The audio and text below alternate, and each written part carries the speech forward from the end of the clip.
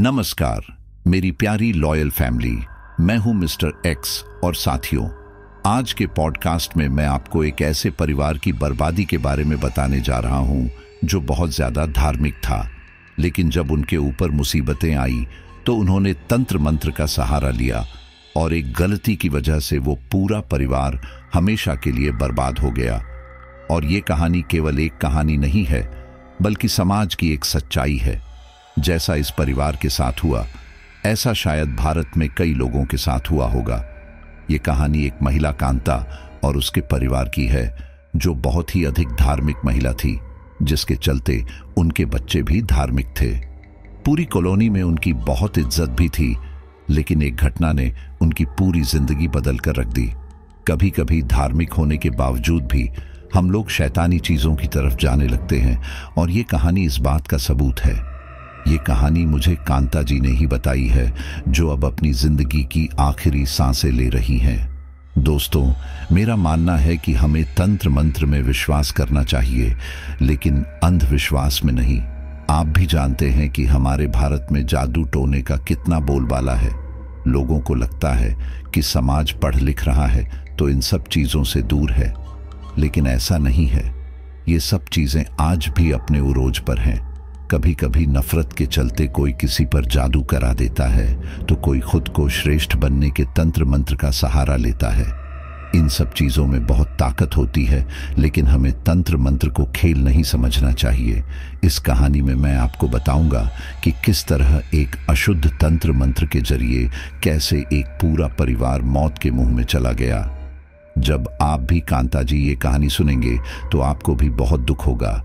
चलिए तो आपको कांता जी आप बीती बताता हूं।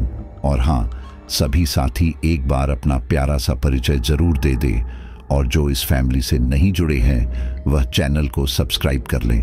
तो चलिए स्टोरी शुरू करते हैं। वर्ष 2015 दिवाली की जगमगाती रात थी। सभी लोग पूजा करने के बाद पटाखे जला रहे थे। बच्चे जवान सब नए कपड़े पहनकर एक दूसरे के घरों में प्रसाद देने जा रहे थे। दिवाली की रात अमावस्या की रात होती है, और उस रात काली शक्तियां अपने उरूज पर होती हैं। कई बड़े बड़े तांत्रिक इस रात का पूरे साल इंतजार करते हैं। कुछ विशेष प्रकार की साधनाएं होती हैं जो इसी रात की जाती हैं। इसी दिवाली की रात बरेली की एक रेलवे कॉलोनी में सभी लोग दीपावली मना रहे थे। बच्चे बूढ़े सभी लोग अपने अपने घरों के आगे पटाखे जला रहे थे। उन्हीं में से एक घर था कांता का, एक 50 वर्षीय महिला जो कि अस्पताल में खाना बनाने का काम करती थी। जिस कॉलोनी में कांता का क्वार्टर था, उसके आसपास के लगभग ज्यादातर क्वार्टर खाली ही पड़े थे। पूरी रेलवे कॉलोनी में एक उन्हीं का घर था जिसके आगे कोई बच्चा या बड़ा पटाखे जलाता नहीं दिख रहा था। उस क्वार्टर की अगली लाइन में ही रहने वाले थे एक नितिन शर्मा। उन्होंने अपने लड़के अंकित और लड़की चारू को प्रसाद लेकर कांता के घर भेजा। वे दोनों अपनी पिछली गली में हंसी खुशी गए। उस गली में केवल एक घर से ही रोशनी आ रही थी, और वो भी कांता के घर की। कांता का दरवाजा बंद था। अंकित ने दरवाजे की कुंडी पीटी, लेकिन लगभग 5 मिनट तक किसी ने दरवाजा नहीं खोला।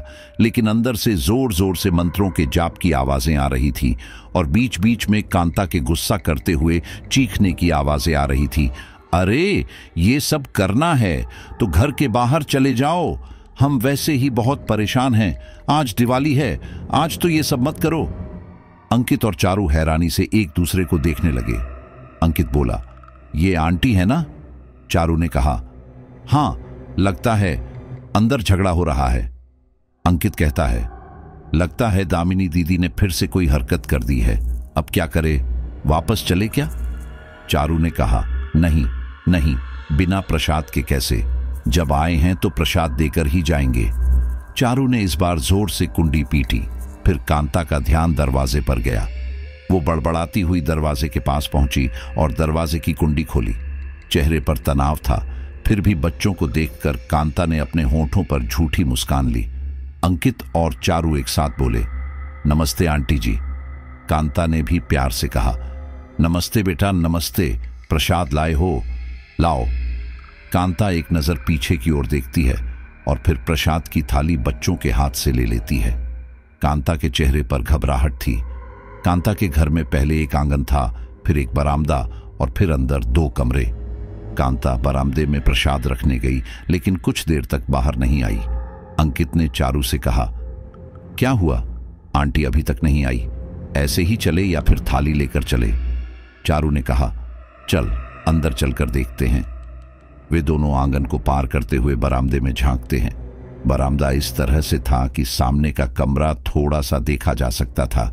जैसे ही अंकित और चारू की नजर सामने वाले कमरे पर पड़ी, वे लोग बुरी तरह घबरा गए। उनके पैर कंप कपाने लगे, क्योंकि उस कमरे में कांता के पति रामेश्वर अपने बदन पर काली राख लगाकर बैठे हुए थे और उनके आसपास खून ही खून पड़ा हुआ था। वह बहुत जोर जोर से हिल रहे थे और कोई मंत्र पढ़ रहे थे। उनके सामने अग्निकुंड में ऊंची लौ में आग जल रही थी। रामेश्वर के पीछे उनके बच्चे दामिनी, निकिता, दीपू बैठे थे। निकिता और दीपू तो शांति के साथ बैठे थे, जबकि दामिनी बार बार हंस रही थी। दामिनी देखने में काफी सुंदर थी, लेकिन उस समय उसकी हरकतें बहुत ही घटिया थीं। वह आसपास पड़ा हुआ खून बार बार चाट रही थी। अंकित और चारू की नजर उन सभी पर पड़ी तो रामेश्वर समेत उनके सभी बच्चों ने एक नजर चारू और अंकित को देखा। रामेश्वर के बच्चे तो अंकित और चारू को देखकर मुस्कुराए, लेकिन रामेश्वर उन बच्चों को गुस्से से घूर रहा था। तभी कांता बच्चों की थाली लेकर आ गई। बच्चों ने भी तुरंत अपनी नजरें हटाईं और कुछ कदम पीछे हट गए और ऐसा दिखाने लगे जैसे उन्होंने कुछ देखा ही नहीं। बच्चों ने कंपकपाते हाथों से थाली ली और बिना रुके अपने घर वापस आ गए। कुछ पल के लिए उनके सामने से वह दृश्य जा ही नहीं रहा था। यह बात उन्होंने अपने माता पिता को भी बताई तो नितिन जी ने अपने बच्चों को कांता के घर के आसपास जाने के लिए भी मना कर दिया। और फिर दिवाली के अगले दिन कांता के घर से जोर जोर से रोने की आवाज आने लगी। रेलवे कॉलोनी थी, इसलिए सन्नाटा ज्यादा रहता था। ऐसे में कांता की आवाज पूरे मोहल्ले को सुनाई दे रही थी। जब सभी लोग उसके घर इकट्ठा हुए तो देखा कांता बरामदे में बैठे रो रही है और उसके बराबर में ही छत के एक पंखे पर उनकी बेटी निकिता का शव लटका हुआ है। पड़ोस का ही एक व्यक्ति जगदीश ने पूछा, बाकी लोग कहाँ हैं? तो कांत ने अंदर की ओर इशारा कर दिया। मोहल्ले के 2-3 लोग अंदर के कमरे में गए तो पाया वहां पर दीपू पंखे से लटका हुआ है। ये देखकर पड़ोसी हैरान रह गए। अब उनकी नजर दूसरे कमरे पर थी। जब वे लोग उस कमरे में गए तो देखा वहां पर दामिनी और रामेश्वर का शव जमीन पर पड़ा है। दोनों के हाथों से काफी खून निकला हुआ था और बेसुध से जमीन पर पड़े थे। साथ ही एक नवजात शिशु का शव भी पड़ा हुआ था।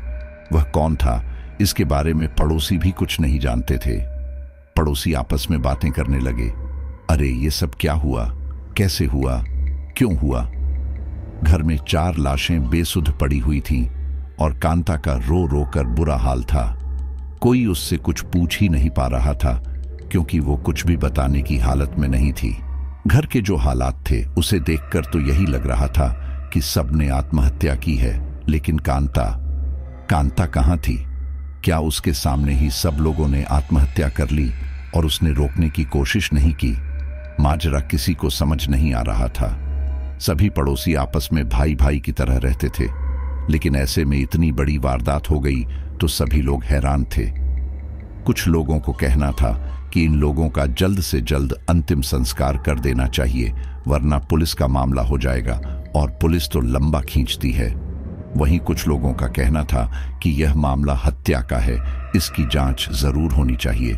इन्हीं सब के बीच पुलिस आ ही जाती है और जैसे ही पुलिस घर के अंदर कदम रखती है उनका भी दिल दहल जाता है। कांता बार बार अपने बच्चों को नीचे उतारने की जिद कर रही थी, लेकिन पड़ोसियों ने उतारने नहीं दिया, क्योंकि वे नहीं चाहते थे कि कोई भी सबूत इधर उधर हो। लेकिन जैसे ही पुलिस वो मंजर देखती है तो वो भी सकते में आ जाती है। देखने में ऐसा ही लग रहा था जैसे आत्महत्या की हो, लेकिन जब वे लोग रामेश्वर के कमरे में जाते हैं तो उन्हें वहां अजीब सा महसूस होता है। ऐसा लगता है जैसे उस कमरे में अभी भी कोई है और सांसें ले रहा है, लेकिन वो पुलिस वाले थे, चाहकर भी अंधविश्वास नहीं कर सकते थे। पुलिस और फॉरेंसिक टीम की मौजूदगी में सभी लाशों को पोस्टमार्टम के लिए भेज दिया जाता है। आसपास से सभी सबूत इकट्ठे कर लिए जाते हैं। वहां अधिकतर तंत्र मंत्र की सामग्री ही मिलती है। इधर पुलिस कांता से भी पूछताछ करने की कोशिश कर रही थी, लेकिन वह ठीक से कुछ भी बताने में असमर्थ थी। आखिर उसका पूरा परिवार खत्म हो गया था। वह बोलती भी तो क्या, उसके आंसू नहीं रुक रहे थे। वह बार बार बेहोश हो रही थी। दरअसल कांता और उसका परिवार काफी धार्मिक परिवार था, लेकिन कभी कभी किसी की अधिक धार्मिकता भी उसे अंधविश्वास की ओर धकेल देती है। ऐसा ही कुछ कांता के परिवार के साथ भी हुआ था। कांता और उसका परिवार पूजा पाठ में ज्यादा लगा रहता है। कांता की बड़ी बेटी दामिनी की शादी को 5 साल हो चुके थे। दामिनी के पास एक बेटा और एक बेटी थे, लेकिन बेटी होने के बाद दामिनी की दिमागी हालत ठीक नहीं रहती थी। वो उल्टी सीधी हरकतें करती थी। अपने ससुराल में जब वो अपने बच्चों के साथ अकेले रहती थी तो अपने बच्चों को बिना बात मारा करती थी। अकेले में दीवारों से बात करती थी। कभी कभी तो पूरा दिन अपने आप को कमरे में बंद करके रखती थी। इन सब बातों से उसका पति रितेश बहुत परेशान हो चुका था।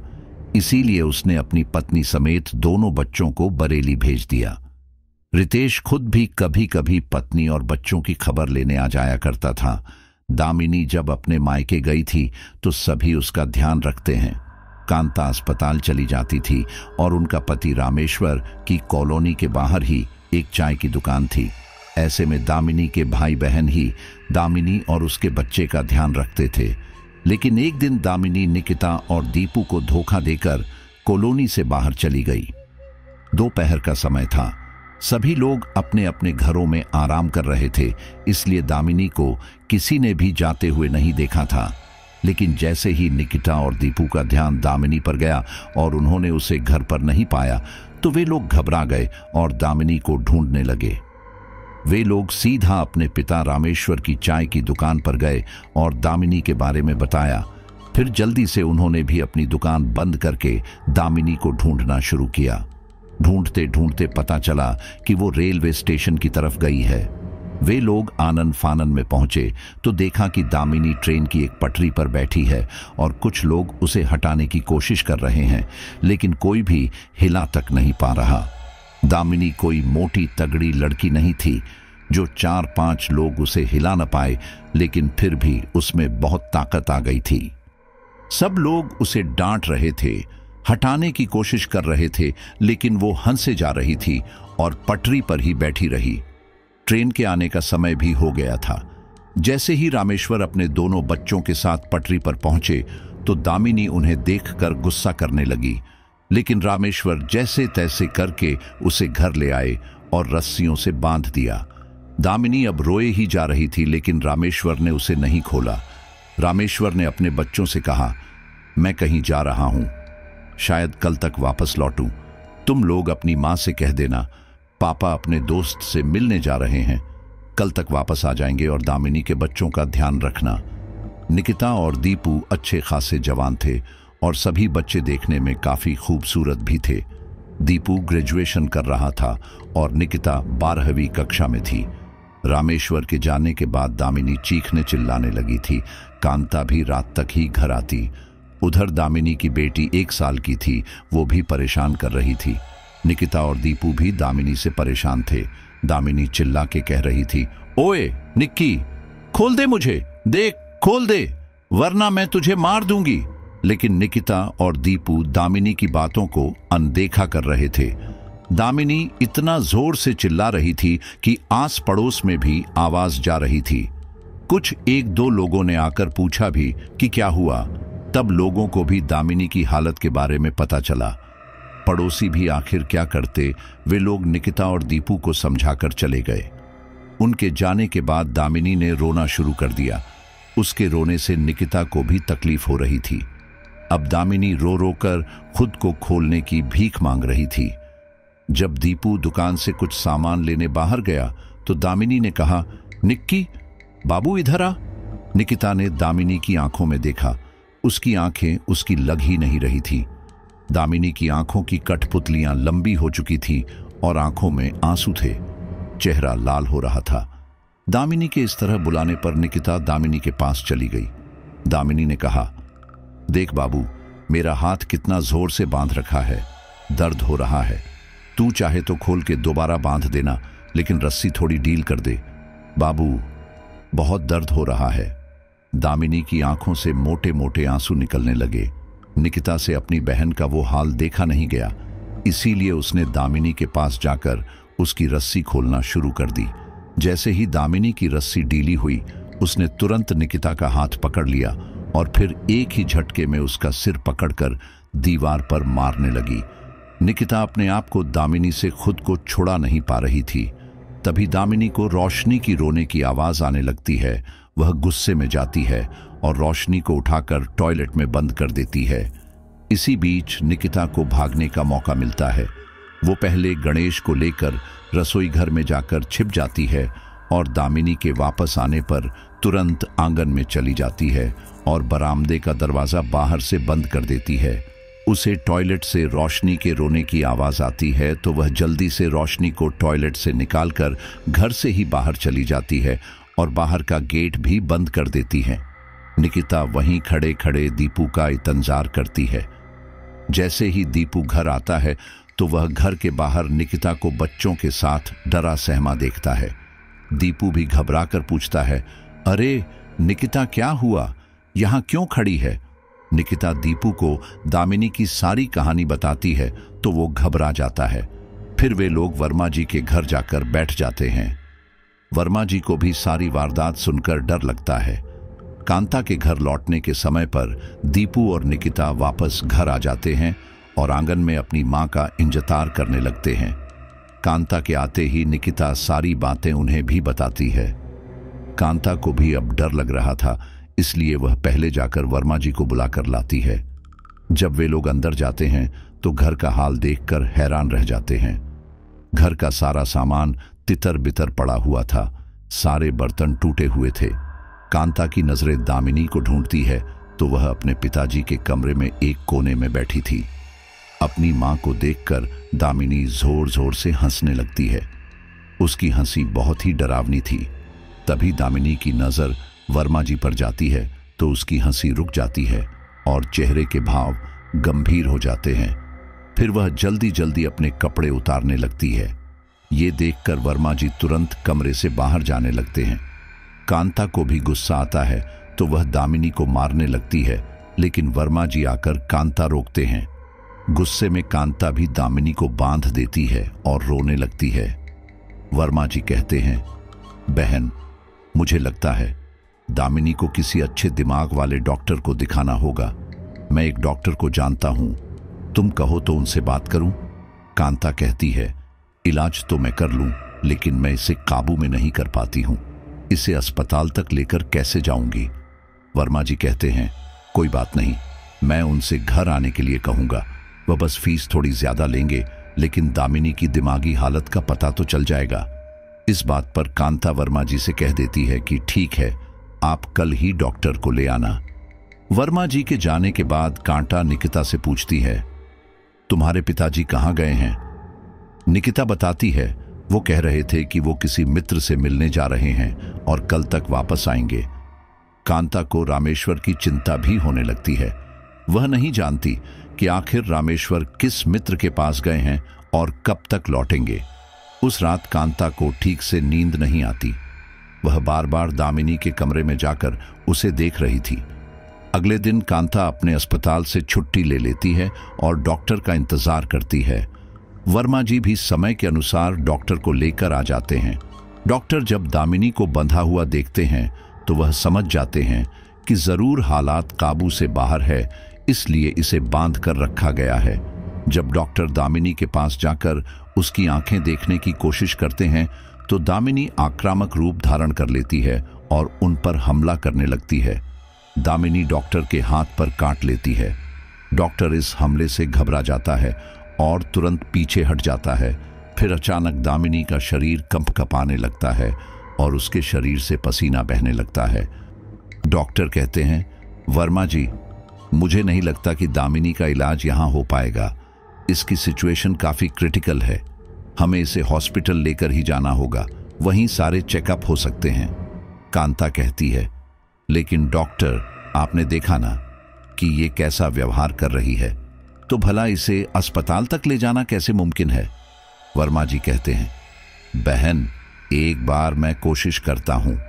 वर्मा जी दामिनी के पास जाते हैं और प्यार से कहते हैं, दामिनी बेटा, मैं तुम्हारा चाचा हूं, क्या तुम मेरी बात भी नहीं मानोगी? यह सुनकर दामिनी हंसने लगती है और फिर कहती है, अच्छा तुम चाचा हो तो वहां क्यों खड़े हो, और पास आओ ना। यह सुनने के बाद सभी के दिल के धड़कन तेज हो जाती है। सभी को लगता है कि कहीं ऐसा ना हो कि दामिनी वर्मा जी पर भी हमला करे, लेकिन जैसे ही वर्मा जी मुस्कुराकर दामिनी के करीब आते हैं, तभी दामिनी वर्मा जी के मुंह पर थूक देती है, हंसने लगती है। वर्मा जी तुरंत पीछे हट जाते हैं। उन्हें बहुत गुस्सा आता है, लेकिन फिर अगले ही पल वह अपने मन को शांत करते हैं, क्योंकि वह जानते थे कि दामिनी के दिमागी हालत ठीक नहीं है। कांता भी तुरंत माफी मांगती है, लेकिन वर्मा जी बात को खत्म कर देते हैं। वह कहते हैं, बहन अब बताइए क्या किया जाए? मैं एक काम और कर सकता हूं, इसे जबरदस्ती अस्पताल लेकर जाने की कोशिश करता हूं। वर्मा जी दीपू से कहते हैं कि जाकर एक रिक्शा लेकर आओ। दीपू तुरंत बाहर चला जाता है। फिर जैसे ही रिक्शा आता है तो डॉक्टर, वर्मा जी, दीपू और कांता सभी मिलकर दामिनी को उठाने की कोशिश करते हैं, लेकिन दामिनी अपनी जगह से टस से मस नहीं होती। ना जाने उसके अंदर इतनी ताकत कहां से आ गई थी कि कोई हिला ही नहीं पा रहा था। डॉक्टर कहते हैं, अरे इसमें इतना वजन है क्या? देखने में तो ये पतली दुबली है, इतनी भारी कैसे हो गई? किसी को कुछ समझ नहीं आ रहा था कि आखिर दामिनी के साथ यह क्या हो रहा है। वे लोग उसे उठाने की बहुत कोशिश करते हैं, लेकिन उसे हिला तक नहीं पाते। अंत में उन्हें हार माननी पड़ती है। डॉक्टर भी वहां से चला जाता है। वर्मा जी भी आखिर क्या करते? वह कांता से कहते हैं, बहन अब तो मैं भी कुछ नहीं कर सकता, मैं किसी और डॉक्टर से बात करके देखता हूं। इतना कहकर वर्मा जी भी अपने घर चले जाते हैं। कांता एक बार फिर परेशान सी एक कोने में बैठ जाती है और रामेश्वर का इंतजार करने लगती है। रामेश्वर का अभी भी कुछ पता नहीं था। सुबह के 11 बज चुके थे। वह बार बार दरवाजे पर नजर गड़ाए बैठी थी कि शायद अब रामेश्वर आ जाएं। तभी कांता के दरवाजे पर कोई दस्तक देता है। कांता जल्दी से जाकर दरवाजा खोलती है तो देखती है कि सामने रितेश खड़ा है। कांता के चेहरे पर एक बार फिर चिंता झलकने लगती है। वह कहती है, अच्छा बेटा तुम हो, आओ अंदर आओ। कांता और रितेश बरामदे में ही बैठ जाते हैं। रितेश दामिनी की हालत के बारे में पूछता है तो कांता रितेश को सारी कहानी बता देती है। रितेश भी अफसोस जताता है। फिर वह एक ऐसी बात कहता है जिससे कांता का खून खौल उठता है। वह कहता है, देखिए अम्मा जी, दामिनी की जैसी हालत है, मुझे तो नहीं लगता कि वो अब ठीक हो पाएगी। हमारे 2 बच्चे भी हैं। रोशनी तो अभी 1 साल की ही है, उन्हें भी मां की जरूरत है। अगर आपकी मर्जी हो तो आप निकिता की शादी मुझसे कर दीजिए। यह सुनकर कांता को गुस्सा आने लगता है। वह गुस्से में कहती है, क्या क्या कह रहे हो दामाद जी? होश में तो हो? क्या आप यहां यह उल्टी सीधी बातें करने आए हो? रितेश कहता है, नहीं अम्मा जी, आप गलत समझ रही हैं। दामिनी की जो हालात है आप खुद देख रही हैं। ये आपके साथ तो कुछ दिन से है, मेरे साथ तो 8 महीने से यह सब हो रहा है। आप खुद ही देखिए, 2 छोटे छोटे बच्चे हैं, क्या इन्हें मां की जरूरत नहीं है? आखिर कब तक आप इन्हें देखेंगी? कांता कहती है, हां जरूरत है, मां की जरूरत है। तुम भी तो बाप थे तो तुमने बच्चों को यहां क्यों भेज दिया? दोनों बच्चों को रोक लेते। अब इसका यह मतलब थोड़ी है कि मैं अपनी छोटी लड़की की शादी तुमसे कर दूं? तुम बहनोई हो। रितेश कुछ देर शांत रहता है, फिर कहता है, तो क्या हुआ? आजकल तो सब चल रहा है। कांता चिल्लाकर कहती है, सब चल रहा है तो मैं क्या करूं? दामिनी मर थोड़ी गई है, अभी जिंदा है, उसकी तबीयत खराब है। ऐसे में मैं कभी भी निकिता की शादी तुमसे नहीं कर सकती, और वो तुमसे बहुत छोटी भी है। तुम ऐसा सोच भी कैसे सकते हो? हमने तो अपनी बेटी अच्छी भारी भेजी थी। इसके साथ जो कुछ भी हुआ है ससुराल में हुआ है। क्या पता तुम लोगों ने क्या कर दिया जो उसके दिमागी हालत ऐसी हो गई। रितेश भी चिढ़ जाता है और कहता है, अम्मा जी, जरा संभल कर बोलिए। क्या बोल रही हैं आप? हम भला आपकी बेटी का क्या करेंगे? आपकी बेटी शुरू से ही ऐसी होगी। उसी समय निकिता भी चाय नाश्ता लेकर आ जाती है, लेकिन रितेश गुस्से में चाय नाश्ता नहीं करता और तुरंत वहां से उठकर अपने घर चला जाता है। एक बार फिर कांता अपनी परेशानियों में घिर जाती है। उसके दिमाग में तरह तरह के ख्याल आने लगते हैं। सारी दोपहर ऐसे ही निकल जाती है। फिर शाम के समय रामेश्वर घर आता है। अपने पति को देखकर कांता का दिल हल्का होता है। वह रामेश्वर के आते ही उससे पूछती है, आप कहाँ गए थे? रामेश्वर कहता है, अरे बताता हूं, मुझे एक कप चाय बना दो, काफी थक गया हूं। निकिता अपने पिताजी के लिए चाय बनाने लगती है। वही रामेश्वर कांता को बताता है, कांता, अब तुम्हें चिंता करने की बिल्कुल भी जरूरत नहीं है। हमारी बेटी अब बिल्कुल ठीक हो जाएगी। कांता पूछती है, कैसे? आप कहाँ गए थे? रामेश्वर कहता है, मैं तांत्रिक से मिलने गया था। वह रामपुर में ही रहते हैं। उन्होंने मुझे बताया कि हमारी बेटी दामिनी के ऊपर जादू किया गया है, और वो जादू किसी और ने नहीं बल्कि उसके पति रितेश ने ही किया है। यह सुनकर कांता हैरान रह जाती है और कहती है, क्या रितेश? लेकिन वह ऐसा क्यों करेगा? तभी अचानक कांता को रितेश की वह बात याद आती है जो कुछ देर पहले वह कहकर गया था। रामेश्वर के बोलने से पहले ही कांता कहती है, हाँ, आप सही कह रहे हो। यह सब कुछ रितेश का किया कराया ही है। उसी ने हमारी बेटी के साथ यह सब किया है। आप जानते हो, वो आज आया था और मुझसे क्या कह रहा था? रामेश्वर पूछती हैं, क्या? कांता कहती है, वह हमसे निकिता का हाथ मांग रहा था। कह रहा था कि हम उसकी शादी निकिता से कर दें। यह सुनकर रामेश्वर भी गुस्सा करने लगता है और गुस्से में कहता है, क्या वह पागल हो गया है क्या? कांता कहती है, मुझे तो लगता है निकिता से शादी के लिए ही उसने दामिनी के साथ ये सब कुछ किया है। उसकी नजर तो निकिता पर शुरू से ही बुरी थी, न केवल उसकी बल्कि उसके घर वालों की भी। याद नहीं आपको, उस दिन जब वे लोग दामिनी को देखने आए थे? यहां तक कि उसके माँ बाप ने भी कहा था कि हमें अपनी छोटी बेटी निकिता दे दो। अरे हमारे दामिनी में क्या कमी थी? इतनी खूबसूरत तो थी, और इन लोगों ने उसका क्या हाल कर दिया। रामेश्वर कहता है, कांता, तुम चिंता मत करो, मैं सब कुछ ठीक कर दूंगा, और अब अपनी बेटी दामिनी को भी रितेश के साथ नहीं भेजूंगा। निकिता तो बहुत दूर की बात। कांता अपने आंसू पोंछती है और खाना बनाने में व्यस्त हो जाती है। वहीं दूसरी रामेश्वर दामिनी के कमरे में जाता है। वह देखता है कि दामिनी अभी भी रस्सी से बंधी हुई है। फिर वह अपने कमरे में जाता है। रामेश्वर के कमरे में ही छोटा सा पूजा घर था जहां पर वह पूजा करता था। रामेश्वर अपने साथ कुछ सामग्री लेकर आया था। वह उन सामग्री को निकालकर पूजा स्थल पर रख देता है। उन सामग्री में हरी इलायची और पीले रंग के लड्डू थे। वह उन दोनों को निकालकर लड्डू में हरी इलायची मिला देता है और दामिनी को खिलाने लगता है, लेकिन दामिनी वह खाना नहीं चाहती। रामेश्वर जबरदस्ती जिद करके वह मिठाई दामिनी को खिला देता है। इसके बाद दामिनी को धीरे धीरे बेहोशी आने लगती है और वह सो जाती है। घर में एकदम शांति छा जाती है। यह देखकर रामेश्वर भी खुश था कि चलो कुछ देर के लिए ही सही दामिनी शांत तो हुई। सभी लोग खाना खा लेते हैं।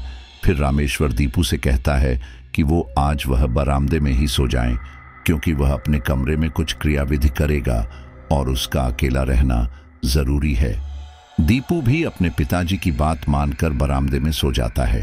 कांता, निकिता और दामिनी के दोनों बच्चों के साथ दामिनी वाले कमरे में सो जाती हैं। रामेश्वर अपने कमरे में अकेले बैठकर क्रिया शुरू करता है। वह हल्दी का लेप अपने पूरे शरीर पर लगाता है और अग्निकुंड में विभिन्न प्रकार की सामग्री डालकर साधना शुरू कर देता है। तांत्रिक ने रामेश्वर को एक किताब दी थी। उस किताब में कुछ तंत्र और मंत्र थे। रामेश्वर उस किताब के अनुसार ही अपनी क्रियाविधि कर रहा था। वह मंत्रों का उच्चारण भी तेज आवाज के साथ कर रहा था। कहने को सभी लोग अपने अपनी जगह पर लेटे तो थे, लेकिन सो कोई भी नहीं पाया था। कांता के मन में भी विभिन्न प्रकार के प्रश्न उठ रहे थे कि आखिर रामेश्वर क्या कर रहा है, क्या वह सही कर रहा है या नहीं। पूरी रात यूं ही कट जाती है। जब सुबह कांता कमरे में जाती है तो वह देखती है कि कमरे में जगह जगह खून पड़ा है। वह हैरानी से रामेश्वर से पूछती है, निकिता के पापा, यह सब क्या है? ये इतना सारा खून यहाँ कैसे आया? रामेश्वर कहता है, चिंता मत करो, यह मुर्गी का खून है, साधना के लिए जरूरी था। इसके बाद रामेश्वर एक बर्तन के ऊपर से कपड़ा हटाकर मुर्गी का मांस दिखता है, जिसे देखकर कांता को उल्टी आने लगती है, क्योंकि कांता और उसका पूरा परिवार ब्राह्मण था। वे मांस मछली से कोसों दूर रहते थे। ऐसे में एक जीव की हत्या कांता के घर में ही कांता को बड़ा अजीब लग रहा था। रामेश्वर कहता है, कांता थोड़ा सब्र रखो, मैं जल्द ही सब कुछ ठीक कर दूंगा। कांता पूछती है, लेकिन इस मुर्गी का आप क्या करोगे? रामेश्वर कहता है, खाऊंगा। कांता गुस्सा करने लगती है और कहती है, यह क्या फालतू की बातें कर रहे हो? आपका दिमाग तो ठीक है। आप ऐसे कौन से तांत्रिक के पास गए थे जिसने आपको यह सब बता दिया? मुझे अपनी बेटी का इलाज उस तांत्रिक से नहीं कराना। रामेश्वर कांता को समझाता है, अरे तुम मुझ पर यकीन तो करो। अगर अपने परिवार की सुख समृद्धि चाहती हो तो यह सब करना पड़ेगा। रितेश ने जादू टोना करके हमारे दामिनी का दिमाग खराब कर दिया है और इसका इलाज किसी भी डॉक्टर के पास नहीं है। कांता गुस्से में कहती है, जो भी हो, लेकिन मैं अपने घर में यह सब होते हुए नहीं देख सकती। हमारी बेटी ऐसे ही ठीक है। अब आप इन सब सामान को समेट कर रख दो। अगर बच्चों ने यह देख लिया तो क्या सोचेंगे? इतना कहकर कांता गुस्से में बाहर चली जाती है। वह खाना वगैरह बनती है और फिर अपने अस्पताल के लिए निकल जाती है। कांता के जाने के बाद रामेश्वर उस मुर्गी का मांस घर के बर्तन में पकाता है और फिर अपने बच्चों को खाने के लिए मजबूर करता है। निकिता और दीपू काफी मना कर रहे थे, लेकिन रामेश्वर ने उनका अच्छे से ब्रेन वॉश कर दिया। वे लोग भी अपने घर के हालातों से परेशान थे। निकिता की पढ़ाई पर भी असर पड़ रहा था। दीपू भी बाहर जाता था तो हर कोई उसकी दीदी के बारे में ही पूछता था। वे लोग अपनी दीदी के हालातों से मजबूर होकर उस मुर्गी के मांस को खा लेते हैं। शाम को जब कांता घर वापस आती है तो वह घर के कूड़ेदान में बहुत सारी हड्डियां देखती है। वो हड्डियां किसी और की नहीं बल्कि मुर्गी की ही थी। वह गुस्से में रामेश्वर से पूछती है, तुमने मुर्गी के मांस का क्या किया? रामेश्वर कहता है, बच्चों को पकाकर खिला दिया। कांता गुस्से में कहती है, तुमसे मना किया था ना, दामिनी जैसी है, उसे ऐसे ही रहने दो। हे भगवान, कितना बड़ा अनर्थ कर दिया, पाप कर दिया, पाप। ऐसे तो अब कभी हमारी लड़की ठीक नहीं होगी। भगवान को नाराज करके भला आज तक किसी का भला हुआ है क्या? रामेश्वर ने भी गुस्से से कहा, जब भगवान मदद नहीं करते तो हमें शैतान से मदद लेनी पड़ती है। अब उसके लिए कुछ तो करना ही पड़ेगा। क्या तुम्हें दिख नहीं रहा? निकिता और दीपू भी परेशान हैं। दामिनी के 2 छोटे छोटे बच्चे हैं, उनका क्या होगा? तुम्हारी भक्ति इतनी बड़ी है तो भगवान से मदद क्यों नहीं मांगती? क्यों मुझे यह कदम उठाना पड़ा? तुम अपना काम करो और मुझे मेरा काम करने दो। मैं अपने परिवार को इस तरह से बर्बाद होते नहीं देख सकता। अभी हमने अपनी एक ही बेटी की शादी की है और इतना सब कुछ हो गया। अभी हमारे 2 बच्चे और भी हैं। इतना कहकर रामेश्वर चुपचाप अपने कमरे में चला जाता है और कमरे को अंदर से बंद कर लेता है। कांता को कुछ समझ नहीं आता कि अब वह क्या करे, लेकिन उसे यह सब कुछ सही नहीं लग रहा था। कांता पूरा दिन की थक जाती है, इसीलिए लेटते ही एकदम उसकी आंख लग गई। लेकिन रात के लगभग 2 बजे करीब रोशनी के रोने की आवाज आने लगी। कांता रोशनी को लेकर जमीन पर सो रही थी। रोशनी की आवाज सुनते ही उसकी नींद खुल जाती है। वह कमरे की लाइट जलाती है ताकि रोशनी को दूध दे सके, लेकिन वह देखती है कि कमरे में उनके बच्चों में से कोई भी नहीं है, ना निकिता, दीपू और ना ही दामिनी। तभी उसके कानों में हल्के हल्के मंत्रों के जापों की आवाज आती है। कांता भागती हुई उस आवाज का पीछा करती है और आंगन में आती है तो देखती है कि रामेश्वर आसमान के ओर मुंह करके खड़े हैं और उनके दोनों हाथ ऊपर हैं। वे कोई मंत्र पढ़ रहे हैं, जबकि दीपू, निकिता और दामिनी चुपचाप रामेश्वर के पीछे खड़े हैं। कांता तुरंत रामेश्वर के सामने आ खड़ी होती है और कहती है, यह क्या कर रहे हो? रामेश्वर गुस्से से कांता को देखता है और एक साइड कर देता है। वह लगातार अपने मंत्रों को बोल रहा था। फिर उसने अपने बच्चों को इशारा किया और वो लोग भी मंत्र पढ़ने लगे। यहां तक दामिनी, जिसकी दिमागी हालत बिल्कुल भी ठीक नहीं थी, वो भी उन मंत्रों का जाप कर रही थी, और वो भी बहुत ही सीरियस होकर। कांता ये सब देखकर हैरान हो जाती है। आसमान में तारे साफ देखे जा सकते थे और चांद भी आधा निकला हुआ था। रामेश्वर के साथ साथ कांता के सारे बच्चे आसमान की ओर देख रहे थे और अपने दोनों हाथ ऊपर कर रखे थे। कुछ ही देर में आसमान से एक सफेद रंग की रोशनी जैसा चमकदार कुछ रामेश्वर और उसके बच्चों पर आ गिरा, जैसे बिजली गिरती है। रामेश्वर मुड़कर अपने बच्चों को मुस्कुराकर देखने लगता है। उसके बच्चे भी अपने पिता को मुस्कुराकर देख रहे थे। कांता ने उस समय उन सभी की मुस्कुराहट को देखा था, जो बिल्कुल भी सामान्य नहीं लग रही थी। कांता एक बार फिर कहती है, ये सब क्या कर रहे हो? फिर सभी लोग कांता को घूर घूर कर देखने लगते हैं और चुपचाप घर के अंदर चले जाते हैं। कांता उनके पीछे पीछे जाती है और देखती है कि आखिर ये लोग क्या कर रहे हैं। रामेश्वर अपने कमरे में जाता है और उसके बच्चे उसके पीछे। रामेश्वर अपनी पूजा स्थल से सारे भगवानों की मूर्तियों को एक थैली में करके रख देता है और भगवान की मूर्ति की जगह एक अजीब सा अंडे के आकार का पत्थर वहां स्थापित कर देता है। उस पत्थर पर एक सितारे जैसी आकृति बनी हुई थी। वह पत्थर सामान्य पत्थर था, ना ज्यादा बड़ा था ना छोटा था। रामेश्वर कांता से कहता है, कांता, क्या तुम्हें भी हमारी विधि का हिस्सा बनना है? कांता कहती है, नहीं, मुझे यह सब नहीं करना, और तुम बच्चों को भी छोड़ो। पता नहीं क्या क्या कर रहे हो। धर्म तो पहले ही भ्रष्ट कर दिया है और अब भगवान की सारी मूर्तियां भी हटा दी। तभी निकिता गुस्से में कहती है, मम्मी, क्या आपको समझ नहीं आ रहा? पापा क्या कह रहे हैं? आप यहां से चली जाओ, वरना अच्छा नहीं होगा। निकिता के मुंह से यह सुनने के बाद कांता एक पल के लिए सोच में पड़ गई कि आखिर मेरे बच्चों को क्या हुआ।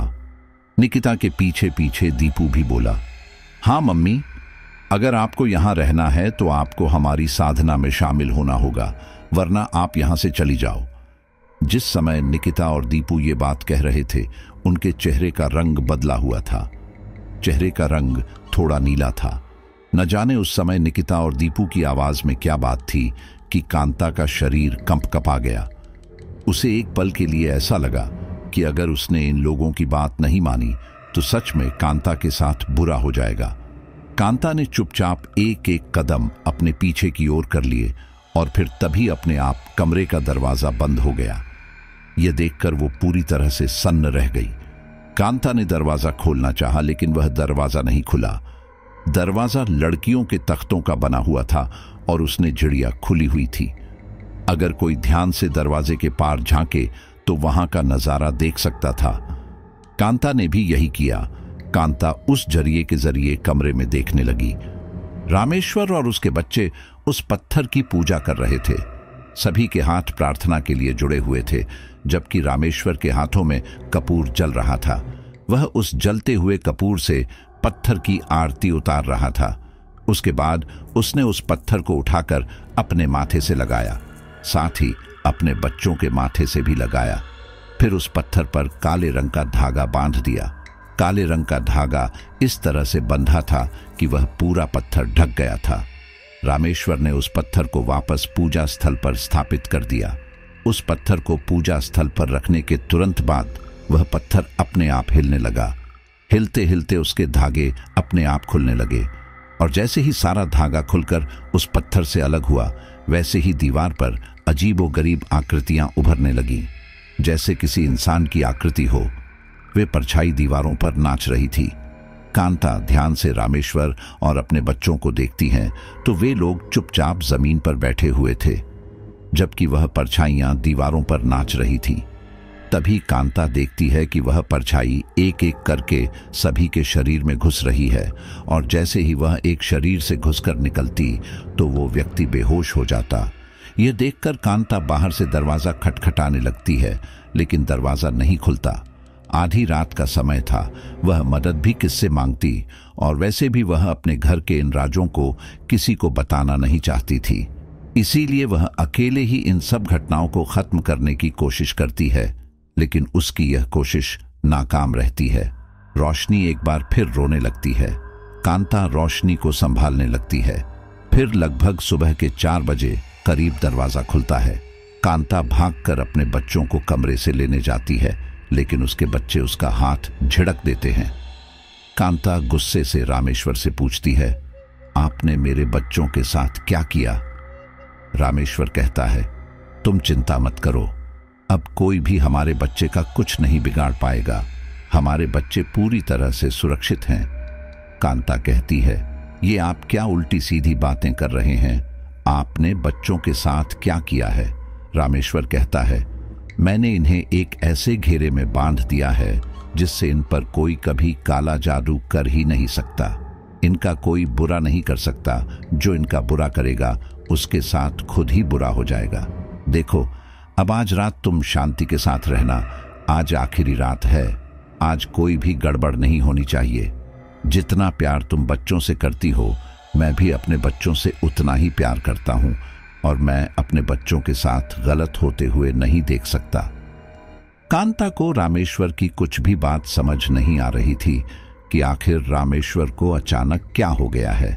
वह इतना तो जानती थी कि रामेश्वर अपने बच्चों को ठीक करना चाहते हैं, लेकिन वे सब क्या कर रहे हैं, कांता को कुछ भी समझ नहीं आ रहा था और उसे ठीक भी नहीं लग रहा था।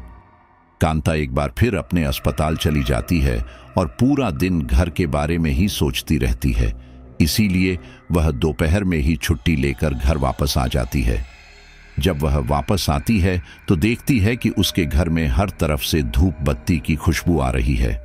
रामेश्वर कांता से कहता है, आओ कांता, मैं तुम्हारा ही इंतजार कर रहा था। आज हमें सूर्य अस्त होने से पहले एक साधना करनी है और उसमें पूरा परिवार शामिल हो जाएगा तो और भी अच्छा होगा। कांता कहती है, देखिए, मुझे यह सब कुछ ठीक नहीं लग रहा। आप यह सब बंद कर दीजिए। रामेश्वर बड़े प्यार से कहता है, अरे मेरी कांता, बात को समझो। रितेश ने दामिनी पर काला जादू कराया है और फिर तुमने ये भी बताया कि वह निकिता के पीछे पड़ा है। हो ना हो वह निकिता को भी कुछ ना कुछ कराएगा। इसीलिए हमें अपनी सुरक्षा खुद ही करनी है। तुम मेरी बात मानो और मेरे पास आकर बैठो। अब एक पल के लिए कांता के मन में भी निकिता के लिए डर पैदा हो चुका था। वह ना चाहते हुए भी रामेश्वर के साथ उसकी साधना में बैठ जाती है। उस शाम रामेश्वर को सूर्यास्त होने से पहले पूरे 21 बार एक मंत्र का जाप करना था, और वो भी बिना गलती किए हुए। एक मात्रा की भी गलती नहीं होनी चाहिए थी, या फिर एक शब्द की बिंदी की भी। रामेश्वर सभी के साथ अपने कमरे में साधना करने बैठ जाता है। वह कहता है, अब तुम लोग कुछ भी मत बोलना, चुपचाप मेरे मंत्रों को सुनना। अगर बीच में किसी ने भी टोक दिया तो यह साधना खराब हो सकती है। सभी लोगों ने हाँ में सिर हिला दिया और फिर रामेश्वर ने अपनी साधना शुरू कर दी। वह लगातार एक मंत्र का जाप कर रहा था और सभी लोगों से सुन रहे थे। मंत्र का जाप करते हुए सभी लोग नींद की आगोश में जाने लगे थे, हालांकि सोए नहीं थे कि तभी कांता के घर का दरवाजा कोई खटखटाता है। दरवाजा काफी तेज खटखटाया गया था, जिससे रामेश्वर की तंद्रा भंग हो चुकी थी। वह जाप करते करते बीच में रुक गया था। वह उसके मंत्रों का आखिरी हिस्सा था, जिसमें वह भूल गया कि उसने यह 20वीं बार पढ़ा है या फिर 21वीं बार। दरवाजा खटखटाने की आवाज लगातार आ रही थी, जो रामेश्वर का ध्यान बहुत ज्यादा भटका रही थी। ऐसे में रामेश्वर ने एक बार मंत्र और पढ़ लिया।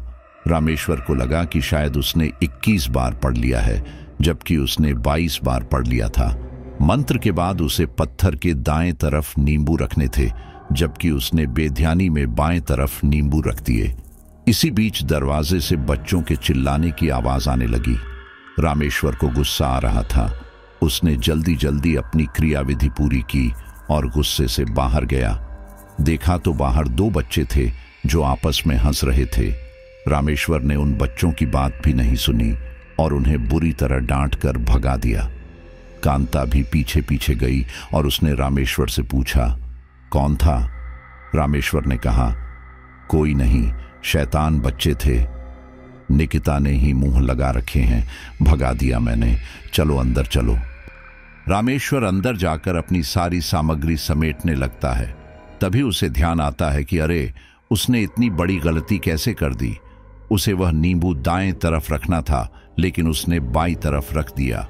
जैसे ही रामेश्वर को अपनी गलती का एहसास हुआ, उसने वह नींबू उठाकर दूसरी ओर रखना चाहा, लेकिन नींबू जमीन से चिपक चुका था। रामेश्वर ने बहुत कोशिश की, लेकिन नींबू नहीं उठा। वह मन ही मन सोचने लगा है, हे भगवान, अब क्या करूं? कांता ने रामेश्वर को परेशान होता देख पूछा, क्या हुआ, आप परेशान लग रहे हो? रामेश्वर ने कहा, अरे, ये नींबू मुझे इस साइड रखना था और मैंने यहां रख दिया। इसे रात 12 बजे के बाद शमशान घाट में रखकर भी आना है, लेकिन ये तो उठ ही नहीं रहा। अब क्या करूं? कांता कहती है, कहीं कोई अनर्थ नहीं हो जाए। रामेश्वर कहता है, अरे शुभ शुभ बोलो, ये कैसी बातें करती हो, कुछ नहीं होगा। लेकिन वो नींबू अपने स्थान से नहीं उठता। रामेश्वर कांता से कहता है, जाओ जाओ, तुम काम करो, मैं देखता हूं। कांता चुपचाप वहां से चली जाती है और बच्चे भी अपने अपने कामों में लग जाते हैं। घर में पूरी तरह से शांति छाई हुई थी। रामेश्वर नींबू उठाने की पूरी कोशिश कर रहा था, लेकिन ऐसा लग रहा था जैसे किसी ने उसे गोंद से जमीन से चिपका दिया हो। रामेश्वर ने अपनी पूरी ताकत के साथ उस नींबू को उखाड़ लिया और नींबू फट गया।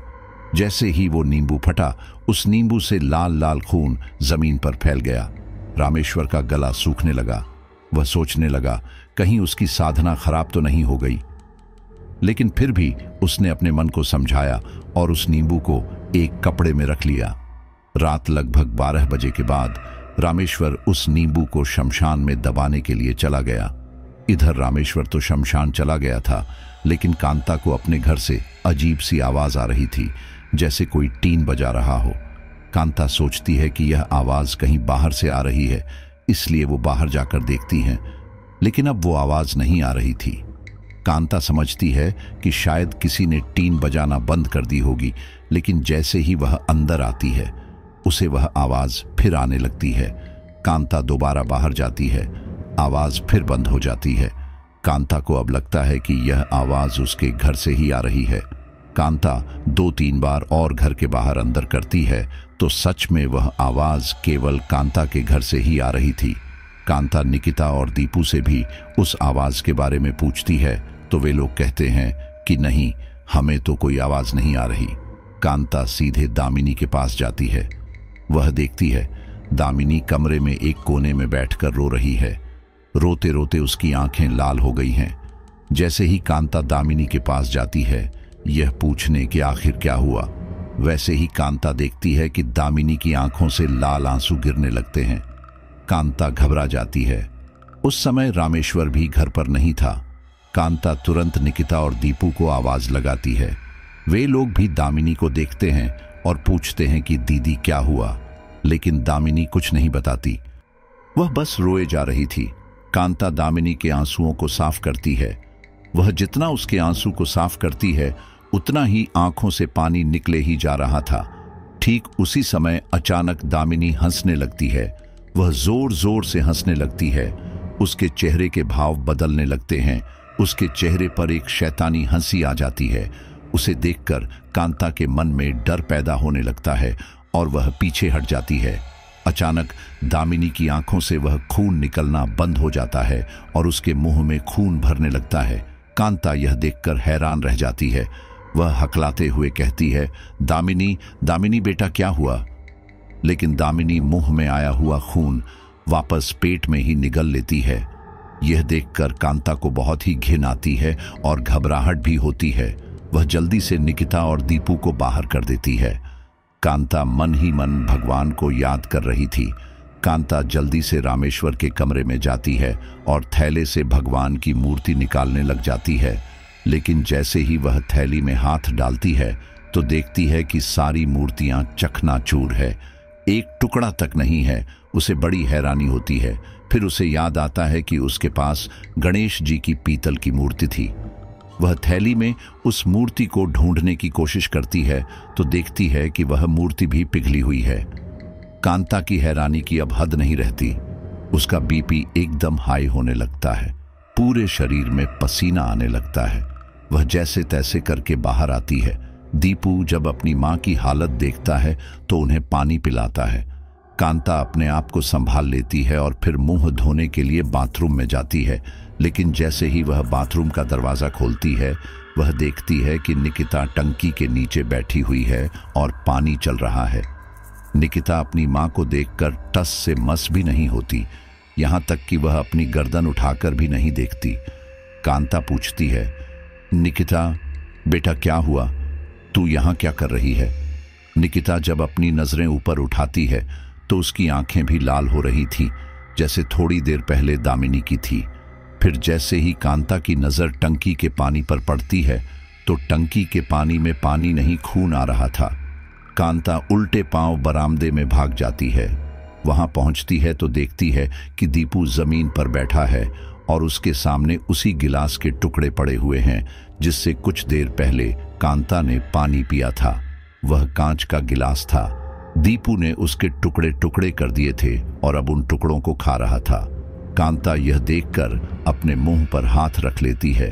दीपू अपनी मां की ओर देखकर हंस रहा था और बड़े चाव के साथ कांच के टुकड़े चबा रहा था। दीपू के मुंह से खून निकल रहा था। कांता के तो हाथ पैर पूरी तरह से काम करना बंद कर देते हैं। उसकी तबीयत बिगड़ने लगती है और कुछ ही देर में वह बेहोश हो जाती है। जब उसे होश आता है तो वह देखती है कि वह सोफे पर लेटी है। फिर धीरे धीरे वह सब कुछ याद करने की कोशिश करती है तो उसके सामने सब कुछ साफ हो जाता है और वह घबराकर उठकर बैठ जाती है। वह देखती है कि उसके पैर की तरफ रामेश्वर बैठे हुए थे और उंगलियों पर कुछ पड़ रहे थे। कांता तुरंत कहती है, मेरे बच्चे कहाँ हैं? रामेश्वर कहता है, वे सभी तो सो रहे हैं। कांता कहती है, क्या सो रहे हैं? कांता भागकर कमरे में जाती है और लाइट जलाकर देखती है तो सच में सब लोग सो रहे थे। कांता को यकीन नहीं आता, क्या वह कुछ देर पहले सपना देख रही थी? वह पूछती है, निकिता के पापा आप कब आए? रामेश्वर कहता है, बस अभी थोड़ी देर ही हुई है। मैंने तुम्हें जमीन पर गिरा हुआ पाया। क्या हो गया था तुम्हें? इसके बाद कांता सारी बात बता देती है, जिस पर रामेश्वर कहता है, देखो कांता, अब हमारे बच्चे साधारण नहीं रहे। उनके अंदर दिव्य शक्ति आ चुकी है, इसलिए तुम उनकी चिंता मत करो। कांच खाना, खून के पानी से नहाना, यह सब बुरा नहीं है। इन सब के जरिए से हमारे बच्चों की रक्षा हो रही है और तुम चिंता मत करो। हम तुम्हें भी अपने जैसा बना देंगे, फिर तुम्हें भी यह सब कुछ अचंभा नहीं लगेगा। कांता यह सुनकर घबराने लगती है, लेकिन वह कुछ नहीं कहती है। उसे लग रहा था कि अब अपने पति से कहकर कोई फायदा नहीं है, क्योंकि वह कई बार कोशिश कर चुकी थी कि यह तंत्र मंत्र ना करे, लेकिन रामेश्वर ने कांता की एक नहीं सुनी। इधर कांता अगले दिन अस्पताल जाती है और परेशान परेशान रहती है। वह अपने साथ की एक औरत रेखा से अपने घर की परेशानी का जिक्र करती है। रेखा उसे एक गुरुजी का पता बताती है। वह कहती है, बस स्टैंड के पास एक गुरुजी रहते हैं, तुम एक बार उनसे मिलो। हो ना हो तुम्हारे पूरे घर पर किसी की बुरी नजर लग चुकी है। तुम एक बार उनसे मिलोगी तो शायद वह तुम्हारी परेशानी का हल बता पाएंगे। कांता अगले दिन छुट्टी लेकर गुरुजी के पास जाती है और उन्हें अपनी सारी आपबीती बताती हैं, जिसे सुनकर वह कहते हैं, तुम एक काम करना, कल सुबह अपने घर की धूल लेकर आना, उसके बाद ही मैं तुम्हें कुछ बता पाऊंगा, और याद रहे बासी घर की धूल लाना सुबह सवेरे की। कांता ठीक ऐसे ही करती है। वह अगले दिन जब सुबह झाड़ू लगाती है तो कूड़ा अलग कर लेती है और धूल को एक पिन्नी में करके शाम के समय गुरुजी के पास पहुंचती है। गुरुजी अपनी शक्तियों द्वारा उस धूल का विश्लेषण करते हैं। तब उन्हें पता चलता है कि सच में कांता के घर पर जादू किया गया है। गुरुजी बताते हैं, कांता यह बात तो है कि रितेश ने तुम्हारी बेटी दामिनी पर जादू किया है, लेकिन अब जो कुछ भी तुम्हारे घर में हो रहा है वह रितेश का किया कराया नहीं है, बल्कि तुम्हारे पति रामेश्वर का ही किया कराया है। उसने अपनी बेवकूफ़ी के चलते यह सब कर लिया है। तुमने बताया था कि वह तंत्र मंत्र कर रहा था और उससे कुछ गलत भी हुआ था। कांता कहती है, हाँ, वो कोई नींबू था, दाईं ओर रखना था, उन्होंने बाईं ओर रख दिया। उसके बाद जब उन्होंने नींबू उठाया तो वह फट गया और वहां पर खून खून हो गया। गुरुजी कहते हैं, बस यही सबसे बड़ी गलती कर दी थी। उसे ऐसा नहीं करना चाहिए था, क्योंकि वह जो तंत्र कर रहा था वह कोई सामान्य तंत्र नहीं था। यदि उस तंत्र को सही ढंग से पूरा किया जाता तो सच में तुम्हारे परिवार की सुरक्षा हो जाती, लेकिन सुरक्षा करने वाला होता एक प्रेत। अब भी प्रेत तुम्हारे घर में आ चुका है, लेकिन वह प्रेत तुम्हारी रक्षा नहीं करेगा, बल्कि तुम्हारे पूरे परिवार को अपने साथ ले जाएगा। तुम्हारे पति ने तंत्र किया तो है, लेकिन अधूरा। तुमने यह भी बताया था कि उसके पास एक किताब थी। क्या वह किताब मुझे लाकर दे सकती हो? कांता कहती है, ठीक है गुरुजी, मैं कल वो किताब ले आऊंगी, और साथ ही एक पत्थर भी था, वह पत्थर भी मैं आपको दिखाऊंगी। गुरुजी कहते हैं, ठीक है, और हाँ, मेरी एक बात ध्यान रखना, हो सकता है रामेश्वर तुम्हें मांस खिलाने की कोशिश करे, लेकिन तुम मांस बिल्कुल मत खाना, क्योंकि तुम्हारे बच्चे उस मांस को खाकर ही प्रेत के कब्जे में आए हैं। अब अगर तुमने भी मांस खा लिया तो शायद तुम यहां आने के लायक नहीं रहो। कांता दिल में भार लिए घर वापस आ जाती है। उस रात रामेश्वर एक कॉपी में कुछ लिख रहा था। कांता उससे पूछती है, आप क्या कर रहे हैं? खाना तो खा लीजिए, रात के 10 बज चुके हैं, बच्चे भी सोने वाले हैं। रामेश्वर कहता है, देखो कांता, आगे जो कुछ करने वाला हूं वो मैं अपने परिवार की भलाई के लिए करने वाला हूं। मैं तुम्हें एक राज की बात बताता हूं, तुम किसी से मत कहना। कांता हैरानी से अपने पति को देख रही थी। रामेश्वर कहता है, हमारे घर में जमात्र है। कांता पूछती है, जमात्र क्या? रामेश्वर कहता है, श्श्श, धीरे बोलो, वह सुन लेगा। कांता अपने आसपास देखती है और पूछती है, कौन सुन लेगा? रामेश्वर कहता है, वही जो हमारी रक्षा करेगा। कांता पूछती है, कौन है हमारे घर में? केवल हम ही तो हैं। रामेश्वर कहता है, नहीं, जमात्र भी है, इस समय तुम्हारे पीछे खड़ा है। कांता घबराकर पीछे देखती है, लेकिन उसे कोई भी नजर नहीं आता। लेकिन हां, उसे एक बोतल हिलती हुई दिख रही थी। कांता नजरें चुराती हुई वापस अपनी मुंडी पलट लेती है और कहती है, सुनिए जी, ये आप क्या कर रहे हैं? मुझे बहुत डर लग रहा है, आप यह सब बंद कर दीजिए। रामेश्वर कहता है, तुम घबराओ मत, कुछ नहीं होगा, सब कुछ ठीक हो जाएगा। देखो, जमात्र हमें बुला रहा है, वो कुछ दिन के लिए हमें अपने साथ ले जाएगा। वह कह रहा है कि उसके एक बड़े गुरु हैं, वह हमारी दामिनी को ठीक कर देंगे और साथ ही उसे रितेश से बदला लेने में भी हमारी मदद करेंगे। इसलिए मैं कुछ दिनों में बच्चों के साथ जमात्र के साथ चला जाऊंगा। तुम दामिनी के दोनों बच्चों का ख्याल रखना। इस कॉपी में मैंने जमात्र के बारे में सब कुछ लिख दिया है। और सुनो, तुम इस कॉपी को खोलना मत और ना किसी के हाथ लगने देना। किसी घर के आंगन में गड्ढा खोदकर दफना देना। इतना कहकर वह उस कॉपी को वापस अपने कमरे में ले जाकर एक थैली में रख देता है। कांता को वैसे भी रामेश्वर की बातें समझ नहीं आ रही थी, इसलिए वह ज्यादा कुछ पूछना जरूरी नहीं समझती। अब उसे लग रहा था कि शायद तंत्र मंत्र की वजह से रामेश्वर का दिमाग खराब हो चुका है, इसलिए वह ऐसी बहकी बहकी बातें कर रहा है। लेकिन कांता अगले दिन वह पत्थर और किताब लेकर गुरुजी के पास पहुंचती है। गुरुजी जब उस किताब को अच्छे से देखते हैं, साथ ही जब उस पत्थर का विश्लेषण करते हैं, तब हैरान रह जाते हैं। वह कहते हैं, अनर्थ हो गया। कांता घबराकर पूछती है, क्या हुआ गुरुजी? गुरुजी कहते हैं, तुम्हारे पति ने बहुत बड़ी गलती कर दी है। उस बेवकूफ ने उस नींबू को गलत जगह रख दिया था। वह उस नींबू को शमशान में दफनाकर आया ही नहीं है। नींबू अभी भी तुम्हारे घर में ही कहीं है। कांता कहती है, यह क्या कह रहे हैं? लेकिन उन्होंने तो मेरे सामने ही एक कपड़े में नींबू के अवशेषों को रख लिया था। गुरुजी कहते हैं, नहीं, भले ही उसने नींबू के अवशेषों को कपड़े में रख लिया था, लेकिन नींबू वापस तुम्हारे घर में आ चुका है और उस नींबू के जरिए ही वह प्रेत तुम्हारे घर में है। तुम्हारे परिवार के पास ज्यादा समय नहीं बचा है।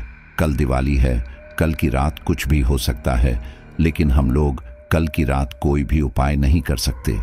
कल की रात तुम पर बहुत भारी कटने वाली है। तुम्हें अपने परिवार का ध्यान रखना होगा। कांता कहती है, गुरुजी, आपने तो मेरे दिमाग में टेंशन डाल दी है, अब मैं क्या करूंगी? गुरुजी कहते हैं, मैंने टेंशन में नहीं डाला है, बल्कि तुम्हारे पति ने ही सब कुछ किया है। मैं तुम्हें कुछ विभूति देता हूं, यह तुम अपने घर के हर कोने में डाल देना। वैसे मुझे नहीं लगता यह विभूति भी अब काम करेगी, लेकिन फिर भी तुम भगवान पर भरोसा करके यह विभूति घर के हर कोने में डाल देना। कांता गुरुजी से अपनी बात कर ही रही थी कि उसी समय एक लड़की बदहवास सी हालत में गुरुजी के सामने आ जाती है। वह बुरी तरह चिल्ला रही थी, उसके बाल खुले हुए थे। वह नाचती हुई गुरुजी के पास आकर गिर जाती है और कुछ लोग उसे पकड़ने की कोशिश कर रहे थे। उसकी हालत बहुत ही ज्यादा सीरियस थी। वह लड़की तुरंत कांता पर भी झपट्टा मारती है। कांता तुरंत पीछे हट जाती है। फिर सभी लोग कांता को भी बाहर जाने के लिए कहते हैं। इसके बाद गुरुजी उस लड़की के इलाज में व्यस्त हो जाते हैं। कांता सोचती है कि गुरुजी से लगभग सभी बातें हो गई हैं और वैसे भी उन्होंने यह विभूति तो दे दी है, चलो घर वापस चली जाती हूँ। यह सोचकर वो वापस घर आ जाती है और वो विभूति जगह जगह डाल देती है। अगले दिन दिवाली थी। जब वह घर वापस आती है तो देखती निकिता और दीपू रोजमर्रा की तरह अपने अपने कामों में लगे हुए हैं। वे शांति के साथ काम कर रहे हैं। उन्हें खबर ही नहीं है कि अगले दिन दिवाली है। हमें घर की साफ सफाई करनी है, घर को सजाना है। कुछ नहीं। कांता निकिता से कहती है, अरे बेटा, अभी तक पढ़ाई ही कर रही है, कल दिवाली है, घर की सफाई तो कर लेती। तभी दीपू कहता है, माँ, लेकिन हम सफाई करके क्या करेंगे? कांता कहती है, क्या करेंगे? क्या मतलब? दिवाली पर सफाई होनी चाहिए। मैं तो कामों में व्यस्त थी, कम से कम तुम लोग घर का ध्यान रख लेते।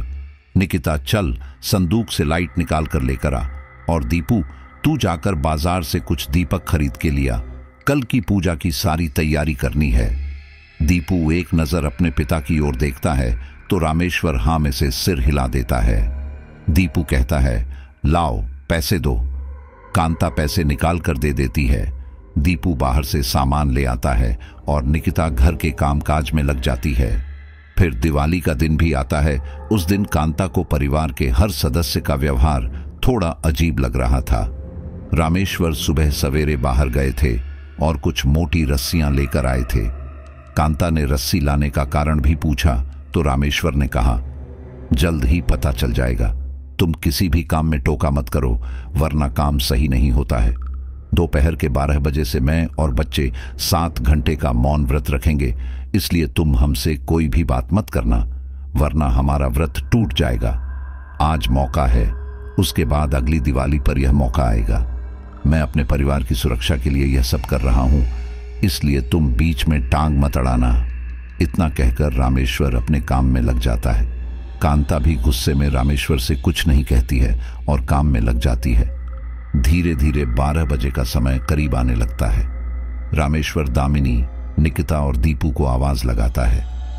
रामेश्वर और उसके बच्चे मिलकर एक बार फिर उसी पत्थर की पूजा करते हैं जिस पर एक अजीब आकृति उभरी हुई थी, और फिर एक साथ मौन हो जाते हैं। इसके बाद कांता ने 1-2 बार बात करने की कोशिश भी की थी, लेकिन किसी ने भी उसका कोई उत्तर नहीं दिया था। फिर हार कर कांता भी शांत हो जाती है।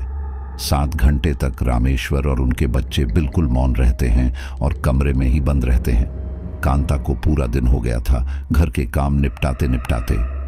इस बीच रामेश्वर बार बार घर से बाहर जा रहा था। दीपू भी घर के बाहर के चक्कर लगा रहा था। काम काम में कांता इस बात का ध्यान नहीं देती है कि वे लोग कहाँ जा रहे हैं। कहीं ना कहीं उसे यह तसल्ली थी कि अब जल्द ही सब कुछ सही हो जाएगा, क्योंकि वह गुरुजी के पास जा रही थी। लेकिन जैसे ही रात को दिवाली की पूजा का समय होता है, वह रामेश्वर के कमरे में जाती है। कांता के पास भगवान की नई मूर्तियां थी। वह पीतल की ही लक्ष्मी माता और गणेश जी लेकर आई थी और अब वह उन्हें पूजा स्थली पर स्थापित करने जाती है। लेकिन वह कमरे की हालत देखकर हैरान रह जाती है। कमरे में एक नवजात शिशु का शव पड़ा था। उसे देखकर कांता की चीख निकल जाती है, लेकिन उस समय उसकी चीख कोई नहीं सुन पाता।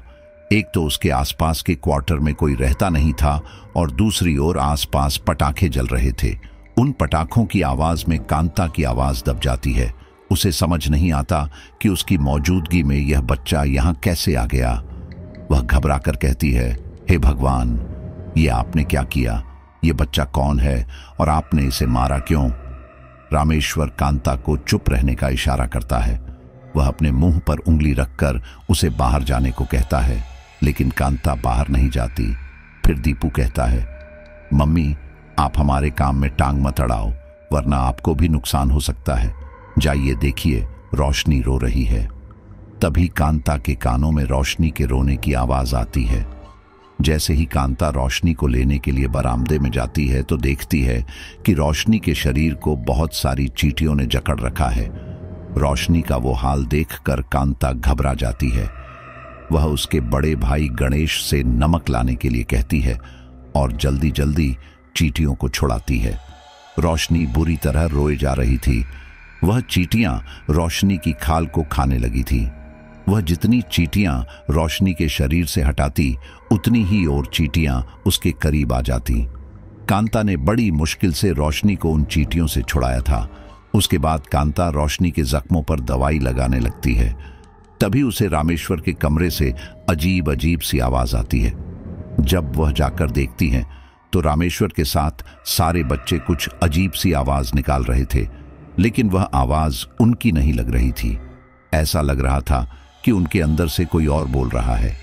कांता रामेश्वर को ऐसा उल्टा सीधा तंत्र मंत्र करने से रोकती है, लेकिन रामेश्वर पर कोई असर नहीं होता और इस बीच आ जाते हैं पड़ोस के ही अंकित और चारू। वह डरी सहमी सी घर के बाहर जाती है तो देखती है कि अंकित और चारू प्रसाद लिए खड़े हैं। वह उनसे वह प्रसाद लेकर अंदर चली जाती है। जब कांता अंदर गई थी तब उसकी नजूर रसोई में बहुत सारे कोकरोच पर पड़ी थी, जो कुछ देर पहले तक वहां नहीं थे, लेकिन धीरे धीरे वहां पर कई सारे कोकरोच आ चुके थे। इधर अंकित और चारू लाश को देख लेते हैं। वे दोनों भी बुरी तरह घबराए हुए थे। वे लोग जल्द ही अपनी थाली लेते हैं और वापस घर चले जाते हैं। जब वे दोनों बच्चे अपने घर वालों को इस बारे में बताते हैं तो घर वाले सख्त हिदायत देते हैं कि अब कांता आंटी के घर कोई नहीं जाएगा। उसके बाद सभी लोग एक बार फिर दिवाली की जगमगाती रात में मशगूल हो जाते हैं। वहीं दूसरी ओर कांता एक बार फिर रामेश्वर से जाकर झगड़ा करती है, लेकिन रामेश्वर जैसे बहरा हो चुका था। उस पर कांता की किसी भी बात का असर नहीं हो रहा था।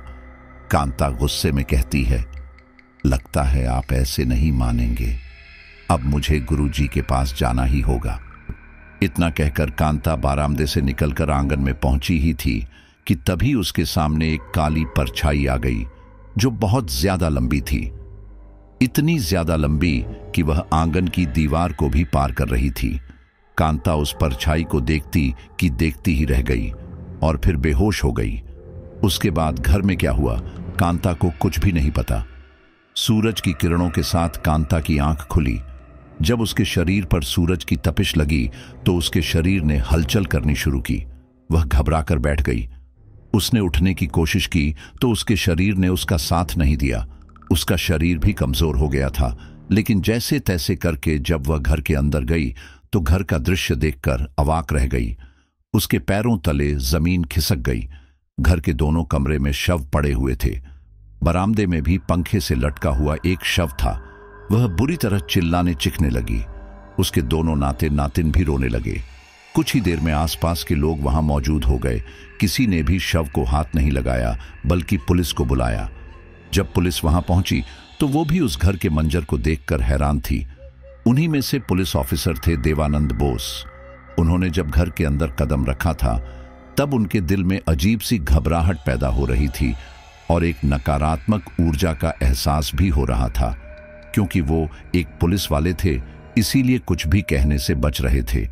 उन्होंने वहां से सभी शवों को बरामद किया और जो भी सबूत हाथ लगे वह सब उठा लिए। जब वे लोग उस घर से वापस पुलिस स्टेशन आ गए थे, उसके बाद भी देवानंद को अजीब सा एहसास हो रहा था, जबकि उसने अपने जीवन में कई मौतें देखी हैं, कई सामूहिक हत्याएं भी देखी हैं, जिनके शव अस्त व्यस्त होते हैं, शरीर देखने लायक नहीं होते, बदबू आ रही होती है, बहुत कुछ घिनौना होता है, लेकिन कभी उन्हें इस तरह का एहसास नहीं हुआ था जैसा उस दिन कांता घर में हुआ था। पुलिस स्टेशन आने के बाद उनकी हालत थोड़ी खराब हो गई थी और जब उन्होंने अपने साथी पुलिस वालों से इस बारे में बात की तो सभी ने अपने अनुभव को साझा किया और फिर पता चला कि न केवल देवानंद को घर में अजीब लग रहा था, बल्कि अन्य पुलिस वालों को भी उस घर में एक नकारात्मक ऊर्जा का एहसास हो रहा था। इस केस के सिलसिले में दोबारा उस घर में कोई जाना भी नहीं चाहता था, या यूं कह सकते हैं कोई पुलिस वाला अकेले नहीं जाना चाहता था। लेकिन वो लोग पुलिस वाले थे, इसलिए पुलिस के एंगल से ही सोचते हैं और कांता पर शक करते हैं। लेकिन अच्छी तरह जांच पड़ताल करने के बाद कांता के खिलाफ एक भी सबूत नहीं मिलता। और वैसे भी जब पुलिस वाले वहां पहुंचे थे तो उन्हें वहां तंत्र मंत्र की बहुत सारी सामग्री पड़ी मिली थी, जिसे देखने में ही लग रहा था कि यह कुछ अलग ही मामला है। साथ ही उन्हें वह कॉपी भी मिली थी जो आखिरी वक्त में रामेश्वर लिख रहा था। उसे कॉपी के बारे में पूछने पर कांता बताती है, हाँ, रामेश्वर जाने से पहले किसी जमात्र के बारे में बात कर रहे थे कि वह जमात्र के साथ जा रहे हैं और कुछ दिनों में वापस आ जाएंगे, और मुझे यह भी कहा था कि जमात्र के बारे में मैं इस कॉपी में लिख दिया है। पुलिस वाले जब उस कॉपी को अच्छी तरह चेक करते हैं तो पाते हैं कि उसमें तो कुछ लिखा हुआ है ही नहीं, बल्कि उसमें तो अलग अलग चित्र बने हुए हैं, कुछ अलग अलग चिन्ह बने हुए हैं जिन्हें पुलिस समझ नहीं पा रही थी। चित्र भी किसी शैतान की तरह थे, जैसे कोई प्रेत या पिशाच के हों। इसके बाद कांता के कहने के अनुसार वे लोग गुरुजी के पास भी जाते हैं और उनके बयान भी दर्ज करते हैं। और पुलिस वालों के लिए भी यह बाबा साधु कोई मायने नहीं रखते, लेकिन वह जिन गुरु के पास गए थे वह गुरु खुद देवानंद के जानने वाले थे, इसलिए देवानंद उनकी बातों को अनदेखा नहीं कर सकता था। और वैसे भी कांता के खिलाफ कोई सबूत मिला नहीं था, इसलिए कांता पर शक करने का कोई सवाल पैदा नहीं हो रहा था। देवानंद जमात्र वाली कॉपी को गुरुजी को दिखाते हैं तो गुरुजी बताते हैं, यह एक प्रेत है, बहुत ही शक्तिशाली और खतरनाक प्रेत। जमात्र इसी का नाम है। दरअसल प्रेतों की भी एक अपनी दुनिया होती है, उनके भी नाम होते हैं और इस प्रेत का नाम जमात्र है। यह एक दुष्ट प्रेत था और उसने रामेश्वर के साथ खेल खेला है। यह जमात्र का उसूल है कि जब कोई उसके साथ जाता है तो उसे जमात्र की तारीफ में उसके बारे में कुछ ना कुछ लिखना होता है और चित्र बनाने होते हैं। और आपको सच बताऊं तो यह चित्र रामेश्वरम ने नहीं बनाया है, बल्कि प्रेत ने बनाए हैं। जितने भी चिन्ह हैं उस प्रेत की भाषा के हैं, इन्हें आम इंसान नहीं समझ सकता। गुरुजी को भी बहुत बुरा लगता है जब वह कांता के परिवार के बारे में सुनते हैं, लेकिन कांता ने भी गुरुजी के पास जाने में सच में काफी देर कर दी थी। साथ ही पोस्टमार्टम रिपोर्ट में भी यही आता है कि सभी ने आत्महत्या की है। उनके साथ कोई जोर जबरदस्ती नहीं की गई और कांता का भी चेकअप किया जाता है तो पता चलता है कि कांता की हालत भी काफी खराब रहती है। उस दिन के बाद से कांता की तबीयत और भी ज्यादा खराब रहने लगी थी। 1 साल की छोटी बच्ची को लेकर अस्पताल जाना, वहां उसकी देखभाल करना कांता के लिए काफी भारी हो गया था। कांता ने अपने कई रिश्तेदारों को अपने घर पर बुलाया जो कि दामिनी के बच्चों की देखभाल कर सके, लेकिन कांता के परिवार की इस दुखद घटना के बारे में सबको पता चल चुका था, इसलिए अब कोई भी कांता के घर जाकर रुकना नहीं चाहता था। कांता जैसे तैसे करके अपने नाती नातिन को पाल रही है और तब तक पालती रहेगी जब तक जान है। साथियों, कांता ने अपने नाते नातिन को बड़ी मुश्किलों से पाला है। जब वे थोड़े बड़े हुए तो उन्हें भी अपने माँ बाप के लिए बहुत बुरा लगा। दामिनी की मौत के बाद रितेश गणेश और रोशनी को लेने अपने ससुराल भी गया, लेकिन कांता ने रितेश को बच्चे देने से साफ इनकार कर दिया। लेकिन कांता के साथ सब कुछ होने के बाद भी उसने अपनी आस्था को खत्म नहीं होने दिया। उसका विश्वास भगवान ने जैसे पहले था वैसे ही अब भी है। उसने गणेश और रोशनी के अंदर भी सकारात्मक विचार ही डाले हैं। और साथियों, मैं आपसे भी यही कहना चाहूंगा कि स्थिति चाहे जितनी भी कठिन क्यों ना हो, आप लोगों को धैर्य और विश्वास से काम लेना चाहिए। समाज में बहुत से रामेश्वर मौजूद होंगे जो खुद ही अपने परिवार को बर्बाद कर देते हैं। हालांकि उनकी मंशा कभी भी गलत नहीं होती, लेकिन जल्दबाजी और अंधविश्वास के चलते कुछ लोग अपने ही पैर पर कुल्हाड़ी मार लेते हैं। गलती कोई और करता है और भुगतना किसी और को पड़ता है। इसीलिए कोई भी कदम उठाने से पहले अच्छी तरह सोच समझ लेना चाहिए। देखा जाए तो तंत्र मंत्र एक बहुत ही दिलचस्प और ताकतवर चीज है, लेकिन तब तक जब तक आप इसका सही प्रयोग करना जानते हो, अन्यथा आपके साथ वो हो सकता है जो रामेश्वर और उसके परिवार के साथ हुआ। और मैं जानता हूं कि आप लोग बहुत ही समझदार हैं, पर इस स्टोरी से समझ चुके हैं कि हमें किन चीजों की ओर ज्यादा नहीं बढ़ना है और अंधविश्वास से हमेशा बचकर रहना है। कहीं आप यह समझे कि मिस्टर एक्स भाई तो हमको भूत प्रेतों की कहानियों सुनाते हैं, तो जरूर अंधविश्वास और तंत्र मंत्र भी फायदे की चीज होंगी। तो मेरी यह मंशा कभी नहीं रहती है कि आपको गलत चीजों की ओर धकेलूं। मेरी मंशा तो आपको उस अंधविश्वास से बाहर निकालने की है, और ऐसी घटनाओं को मैं स्टोरी के द्वारा आपको बताने की कोशिश करता हूं। अच्छा, जो साथी आखिर तक स्टोरी सुन रहे हैं उनका मैं तहे दिल से शुक्रिया करता हूं। अब उन साथियों का नाम लेता हूं जिन्होंने पिछली कुछ स्टोरीज पर अपने नाम हमें सजेस्ट किए हैं।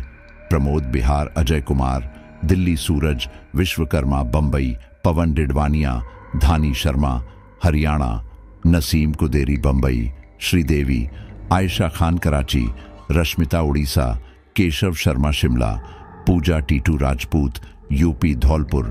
सभी साथियों का दिल से धन्यवाद। मिलता हूं अगली स्टोरी पर।